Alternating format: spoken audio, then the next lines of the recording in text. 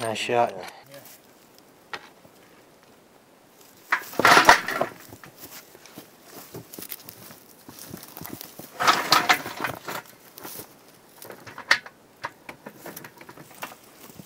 Hi folks, my name's Kevin Bongard and I had the privilege today of helping these guys get this beautiful bull moose. I'm here to tell you, I've been a packer for 20 years. If these guys hadn't have brought the ATV Backpacker, I'd have been going home and hooking up 4 horses. What's taken these guys 10 minutes would have taken me 2 to 3 hours to ride up here, pack this out, let alone the whole caping and quarter of them. I'm not a big ATV fan. I use one at the ranch, but I'm here to tell you, I'm definitely going to look into this. Since I know the guys, I might get a deal, I might not.